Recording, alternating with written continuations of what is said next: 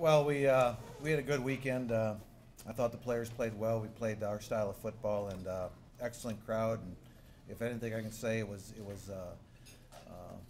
what the fans did, and I can't say enough about them helping teach a young team how to win, and they were a huge part of that with what the energy was from the tailgate into the game that day was neat, and I think you saw that same energy go onto the football field. So huge impact getting to play at home, and a good football game. So any questions?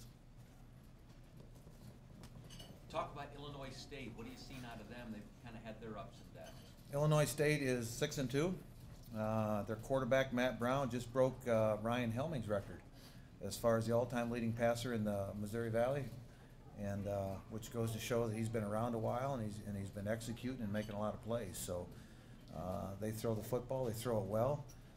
Numerous players that are very athletic on their football team. A lot of those guys are back from last year, so I'm surprised at last week's scores, but at the same time it's it's a good league. But Illinois State is again another exceptional opponent, and 6-2 and a playoff type football team. I think they're still ranked, aren't they? Last I looked, anyway. Mark, could you talk a little bit about your decision to move Wilmot Wellington to the Rover? Did that just occur to you while you were sleeping one night, or what went into that thought process? They always wonder what we're going to do. It was, as you've all seen, we've had to move people around or trying to find the right combination of players on the field. And Wilmot's is one of our leading tacklers. He may be the leading tackler on the team right now. And we were playing at safety, and as injuries occurred and things have happened, we just felt one of our players that we needed to help get us on the field was DeAndre Hall. And so the best move we could make to help with DeAndre was to move Wilmot to the nickel, because there was a need there as well with the loss of Sam, Tim, and Zach Cutcomp. We're trying to find that right combination. So that gave us a strong speed player at the nickel position, and we played a true freshman. Got his first start on Saturday, and DeAndre did a nice job. So that was a combination we went with. Do you recall Wilmot's reaction? I mean, he was established at safety. To ask an established guy to move somewhere else. It's hard for them to understand sometimes of why, because it's kind of how you present it to them too. If you say nickel, it's okay. If you say linebacker, they kind of say, "Oh, I'm not a linebacker."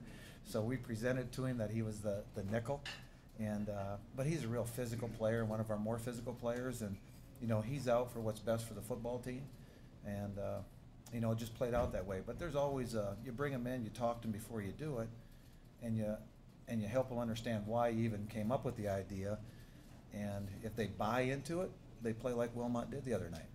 If they don't, then they question themselves before they even get on the field. So he bought into it from the start, and it worked out well. Isn't that something that you wanted to do during the bye week, make that movement and run that defense at Southern Illinois, but injuries didn't allow you to do that? Well, now you bring it up, we actually moved Wilmot during the open date to nickel, and we were playing DeAndre. DeAndre got hurt on Tuesday of game week, so we had put a week and a half into making the adjustments and making that move, and then DeAndre got hurt, so we quickly moved Wilmot back to the safety spot. But to Wilmot's credit, I think what's really story-wise is he's moved quite a bit for us this season, and not because of his play, but more so because of what's happened with other pieces of the puzzle. And he's the one that kind of fits a linebacker intensity and a defensive back speed. And so that's why we've used him to kind of mix and match to get the next best person we could on the field by whatever's happened injury-wise. Another position we've been trying a lot of people out has been tight end. You got your first touchdown pass on Sam Rohr. Yep. So, I mean, how is he doing? You didn't play the second half, and Yeah. Are you seeing a little more stability there now? Well, yeah, we moved Sam. We put Sam at Sam really came around as a tight end for us. Really, he's done a nice job. We lost Figs to the knee injury, and then Sam was the one we were building and getting ready for. And his turn came maybe a little bit before its time, but he's really done well. He's really gotten better this season. And then he had the big touchdown catches, and then he got injured in that football game and couldn't come back. So we're still evaluating if he'll be back this week. But he's blocking well, he runs well, he's a good receiver, and you know, he understands our blocking schemes now. So he's being more effective each week. So yeah, we're still waiting to see what the outcome is on Sam. And that's where easier for me to say, Bingaman's Bingaman. now, the tight end. Yeah, and then Ryan Bingaman comes in, you know, from, you know, he comes in and does a great job. And Ryan, we actually had him in the spring, we had him at offensive tackle, but then through the injuries, we had to move him back to tight end, and he's done a great job at tight end. So, you know, he came in play for Ryan, because we also, of course, have Ryan Bingaman playing tight end as well. So those are our three tight ends: Bingaman, Rohr, and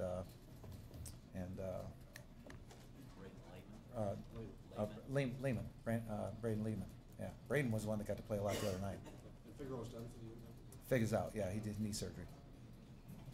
Mark, Brett Lemaster made a couple really athletic, acrobatic type catches. What are his strengths as a wide receiver? Do you think? His ability to adjust to the football is probably his best strength, and he counters that with his height.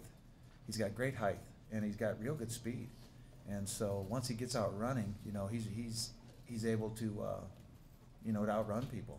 But he has that height that he can adjust to a football, and actually Cole Morgan left a couple short the other night on a couple passes, but he had the ability to adjust, come back, and then make the jumping catch, whether it was over the defender or coming back to get the football. So, you know, he's made some real nice plays for us from the Wisconsin game all the way to this last football game, and usually there's something to do with a leaping ability that he's making those plays. With him being from Wichita and you having coached in the state of Kansas, did you get him through some contacts you had back then, or do you remember how that turned out? Yeah, well, it really was. It had a lot to do with being in Kansas, because my area of Canada, I had basically the whole state, because I had all the junior colleges as well, and so I knew a lot of those coaches in the Wichita area. And he comes from Wichita Collegiate, which is an excellent program. And so I knew about him, and I knew about the program. And then as it all transpired, it was one that, you know, the deeper we got into the January, the more we started to connect. And it worked out that he came here. So, yeah, it's those relationships from years ago, always to the day, still pay off, whether they're your former players or you know, former coaches that you've been around, because if you've taken care of their players and they've had success with you, and when you've recruited their other guys, you were trustworthy with them, you usually get to go back and try to find some more. The schemes and stuff remain constant, I assume, for Illinois State, but it's tougher to prepare for a team that seems to be so up and down, that they lose two at home, they come back to beat Youngstown. Does that make it tougher not to know what to expect? The thing about Illinois State is, like you said, they've had real good games, and they've had 5 games that scored over 30 points, and then yet they've lost 2 of the last 3 now, and they've had 3 in a row at home. So I've always said from the beginning, it's got exceptional talent on this football team, and Coach Spack does a real great job on defense. And so, you know, what happened, I don't know. I've just been kind of concerned with our own football team, but as I watch them on film, you continually see the athleticism they have. And they're a 6-2 football team that's you know, fighting their way, that's in playoff contention right now. They're still a top 20 team, and I'm guessing they're probably still a top 15 team. So, you know, it's another challenge for us. Last week, you faced a team with that real good running game, and the defense did a good job with this Illinois State passing game. Is this one of the tougher passing offenses that you'll try and have to defend of the teams you've faced so far? It'll probably be. I don't know if it'll be the toughest one today, because it's the only one I'm worried about. So it's just it's what it is. He's a real good passer, and he's done a nice job against us over the years. You know, they got a real big offensive line that gives them good protection. So, and they've got a couple real good receivers. So, you know, they've got a good plan, but you know, he's an exceptional quarterback that's making reads and making decisions. That's what matters. Who's pulling the trigger? And you've got he's the all-time leading thrower, so that says enough, because he beat our guy, Ryan Helming, and I wasn't here during that time, but Helming was exceptional from everything I know about him, and he just broke his record. So it kind of shows you how much this guy is throwing the football. Does Illinois State play with a little bit more desperation right now, given what they've been through the last couple of weeks, and what they really can't afford to lose another one if they're I'm sure, you know, that's in his media day. Mine is trying to figure out who to line up against him. So, but it's, you know, I'm sure anybody that's you're getting the time of year right now. You're almost touching November, and you know, every game is critical because it's usually a league game and it's usually a you know, a swing game for everybody that's involved, and in particular this league, because now this league is wide open again with who's on top and what the records are. So it's an interesting league and an interesting race right now. Coach, with 4 games left counting this weekend, do you think that the win you got on Saturday can help build some momentum to go on a run here and maybe build a winning streak a little bit? Well, we'll you know, we're just trying to be better at tomorrow's practice than we were on Saturday, and build and try to, you know, build off what we did. You know, you got to continually get better, and there's a lot of room for improvement. We left a lot. We had our chances to do a couple more things in that game, but I was very pleased with the outcome and how we played. But I think there's a progression that, you know, that there's still something we can build on, and we're going to have to. This is Illinois State's probably a better football team. They're definitely more athletic and probably bigger than South Dakota State was. So it's another challenge, and as you said, there's probably a sense of urgency going on. So anytime they come in the Dome, there's always a sense of urgency for these teams. So it's part of it. Did you think you turned a corner though, maybe with the victory after the struggles you've been going through? Yes.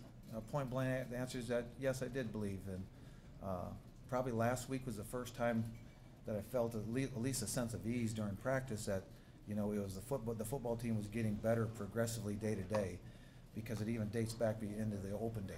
I thought we had a good open week. We got better the week of Southern Illinois, didn't get the win, but continued to get better the following week. And it was the right progression. So I just felt last week that I actually felt very, very good, very calm going into that football game. So now the sense, we'll see what comes back tomorrow, but we turned a corner, but you know, that was one game. It's still a team that needs to continue to grow. So I just felt that Saturday, with the success, the sophomores and freshmen, the guys that are playing a lot in that group, really learned, you know, how to play with energy. And I thought that had a lot to do with overcoming some things, but even more so the energy of really what it's like to play, you know, for you and I, because the crowd was great and the energy outside before the game was great, and those players sensed that, and that was a big part of it, to really give them that energy they needed at that time. Mark, another question about Lamaster. You know, you don't necessarily think of wide receivers as tough physical guys. He's come back from concussion after the game Saturday. He was limping around a little bit, and his big toe in one of his feet seems to be discolored. Is he a pretty tough guy? He is a tough guy. He's just real lean, and he's real tall, a lean body to him, and you know, he's been hurt a lot, whether it be a hamstring or a hit. But he's also the receiver that's made some great catches and taken some big hits. I mean, he's got that tall frame, and he was the receiver that had to come underneath on those crossing routes where there's a lot of collisions. And he took a good hit at North Dakota State, took another good one across in the middle against Youngstown. And, you know, of course, these jumping catches, he comes down awkward on it. But, so, yeah, he's very tough, actually. And, but, you know, what I like about him is, you know, give him another year in the weight room and another year of good home cooking, and, you know, he'll be quite a player when he leaves here. How much progress did you feel you made defensively pressuring the quarterback on Saturday? Pardon me? How much progress did you feel you made pressuring the quarterback on Saturday? I thought we did a good job. I thought we should have done better. But what I really was pleased with, I thought our coverage was really good. It's the first time we had real good coverage, tight coverage, good coverage all day long. I was very pleased with that. There was one drive right before half. I wish they wouldn't have moved the ball as easily as they did. But other than that, the coverage was very good, and most of the sacks were going to be coverage sacks. So we had him pressured. We got him out of the pocket, and I think he was their second leading rusher. He got some yards by rushing the football up the middle. But I was pleased with our coverage, and that's what we can build off this week. If we can hold the coverage and still do that, we got to do a better job of getting pressure. You know, just with beating the one-on-one blocks. And you know, if you're going to send 4, you're going to have to beat 5. So somebody's got to win the individual battle out there. And we're starting to do that. We just need to be more consistent doing it. Mark, did you call that 4th down punt runs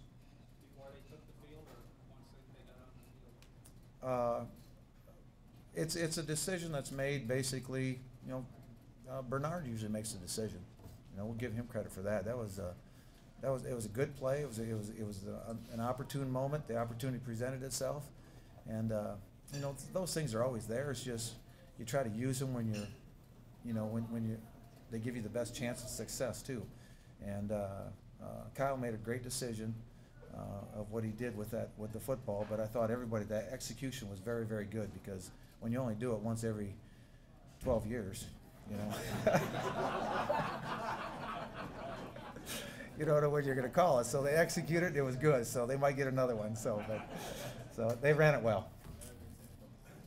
Will there be any particular emphasis in your offensive scheme this week against Illinois State? Our emphasis, we really haven't changed. We've probably changed a little bit during the open week, not a lot, but we're rushing the football well right now. I mean, I think we've got a consistent tight end offensive line play, and that's what's been consistent all season. Is those players have stayed healthy for the most part, and so that group is getting better each week. You see David, I thought, really ran strong and hard and pushed the pile every down. And Carlos is very effective. We're starting to get the rhythm that we need in the offensive line and the running game. And Cole Morgan has always been solid in the passing game, and we just had a better balance now. So play action was much better when you can rush the football. So yeah, I think we'll stay with the things that are. We'll just try to build off what we've got going on right now. We get 2 practices really to get ready for Illinois State. We'll build off what we have and put it on the field on Saturday. Talk about having a whiteout this Saturday in the Dome. The white helmets, the white uniforms, going white. I think that's a neat deal. I mean, they came to me with that this summer, and I actually didn't know if they could really pull it off. But to their credit, I mean, Evie and marketing and Troy, to their credit, they did this, and I think it's an awesome idea. It's those things right now to a collegiate player. Those are exciting things to them. Playing in the Dome would be one. You see how uniforms are played in and out every year in college football right now. But I think it kind of gives you another boost in the season, for players too, something a little bit different. But it's a uniform to me. But at the same time, to a young man and to the excitement of this game, I think it brings something to the table. And the helmets are really neat. We actually have to put them on this week to make sure they work. So they look good. We'll see if they work. And you're gonna wear white jerseys at home, right? Have you ever wore white at home before? No, not to my knowledge. Not to my knowledge. This will be. I think it's a great idea on their part of a different spin to things, to keep things up to speed with this generation and with marketing, and I think it's a fun deal, and let the players have some fun with it, and still got to line up and hit. That's all I care about. And this is something maybe you don't know either, but are they going to then sell the white jerseys or the white helmets, or? They're going to sell all the helmets. All the helmets, I believe, they will sell afterwards, and there's only a few. What you see is what we wear is what we have. So after that's over, if this is the only time we go white on white, this will be the only white helmets that'll ever be manufactured for us anyway. So, but yeah, I think it's a great idea and a good marketing tool. There's no chance you guys play really well and you say, cancel the sale, we're wearing these again? I always go back to what works. So if anybody else? But one last thing on the game, you used the Wildcat a little more on Saturday and used it effectively, scored a touchdown. How are you liking that addition to the offense, using David and the Wildcat? I've always liked it because it's a direct snap to David, gives you an edge, but you have to we've practiced it before. It's just you have to execute in the game, and it worked effectively against South Dakota State. We had an edge, we had size on him on the corner, and then you had David hitting it with good size too. So what they presented us made that effective. Now everybody's going to have a different plan to it. It's kind of like an option offense. You don't know what you're going to get plan-wise until you line it up. So you kind of, how much you use it is based off how well they defend it in a couple of those opening plays. So, but it's worked well, and there's a lot of things you can do out of that we've done. It's just, it presented itself and things went well. Anybody else? All right, thanks.